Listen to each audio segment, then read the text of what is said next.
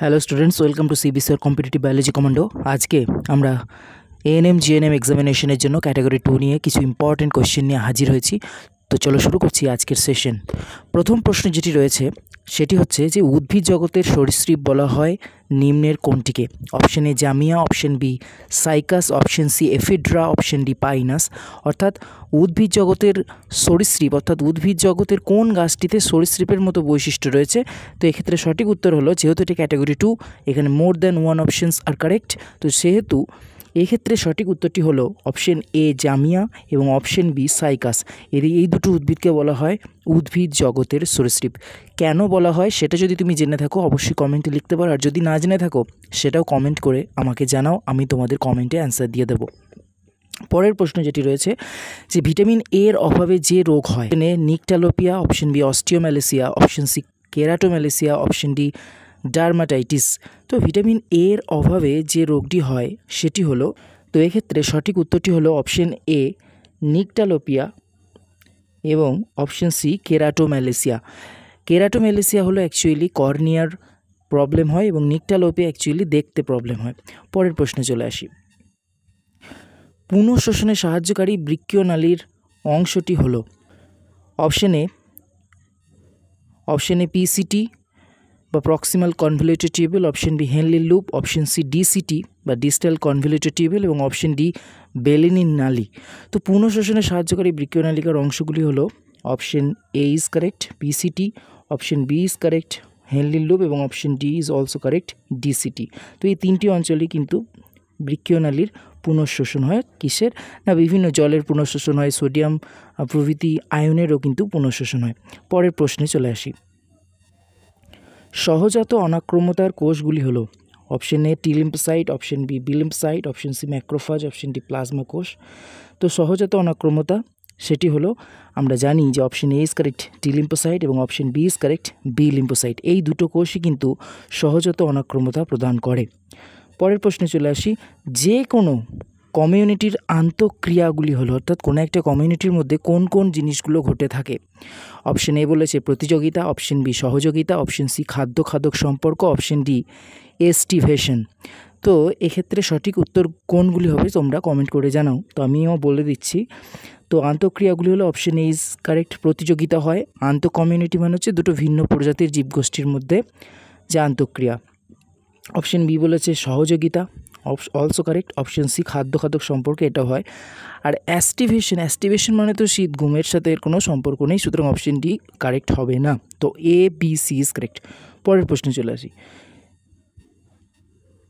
Synovial তরলের কাজ হলো অপশন এ গ্রন্থিময় আবরণী কলা গঠন, অপশন বি সংশ্লিষ্ট কলাকোষে পুষ্টিদ্রব্য সরবরাহ, অপশন সি গ্লাইডিংয়ে সাহায্য করে, অপশন ডি অস্থি প্রান্তের ঘর্ষণজনিত ক্ষয়ে বাধা প্রদান করে। তো সাইনোভিয়াল তরল আমরা প্রত্যেকেই জানি যে সাইনোভিয়াল তরল থাকে আমাদের হাঁটুতে। তো এক্ষেত্রে সঠিক উত্তরগুলি হলো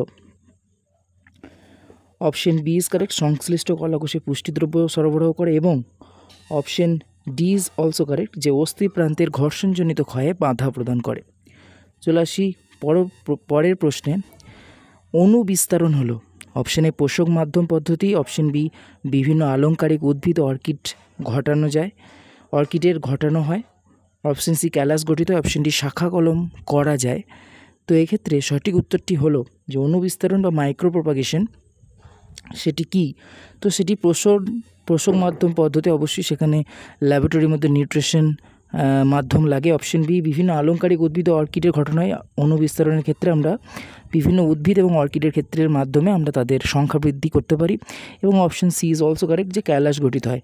এবং এখানে বলেছে শাখা কলম তৈরি করা যায়। দেখো এখানে অণু বিস্তারণে কিন্তু কোনো শাখা কলম বা কলম সৃষ্টি করা যায় না। পরের প্রশ্নে চলে আসি 38 নম্বর। সংকরায়ন পরীক্ষায় মেন্ডেলের সাফল্যের কারণ হলো অপশন এ বিশুদ্ধ গুণসম্পন্ন মটর বীজ সংগ্রহ, অপশন বি ব্যাগিং পদ্ধতিতে অবাঞ্ছিত বৈশিষ্ট্য সঞ্চারণ রোধ করা, অপশন সি দক্ষতার সাহায্যে পরাগ মিলন ঘটিয়েছিলেন এবং অপশন ডি ব্যাকক্রস করে ফলাফল পর্যবেক্ষণ করেন।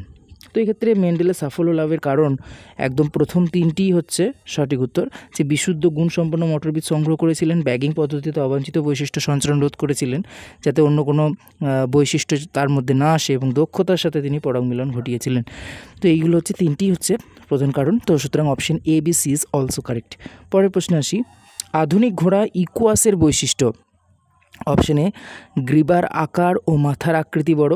ইকুয়াস একদম বর্তমান ঘোড়া, গ্রীবার আকার ও মাথার আকৃতি অবশ্যই বড়। Option A is correct. Option B বলছে কার্যকর আঙুলের সংখ্যা 1টি। অবশ্যই এক্ষেত্রেও আমরা জানি যে কার্যকর আঙুল বলতে সেখানে একমাত্র আমরা দেখতে পাই যে কার্যকর আঙুল 1টিই থাকে, সুতরাং option B is also correct. এবং পরের যে অপশনটি রয়েছে সেটি দেখা যাক। অপশন সি বলছে উচ্চতা 55 সেমি। উচ্চতা তো 55 সেমি নয়, উচ্চতা ছিল 150 সেমি। তো অপশন সি ইজ রং। এবং অপশন ডি বলছে যে অগ্র ও পশ্চাৎপদের তৃতীয় আঙুল স্প্লিট যুক্ত। তো স্প্লিট যুক্ত তো নয়, সুতরাং option A and B is correct.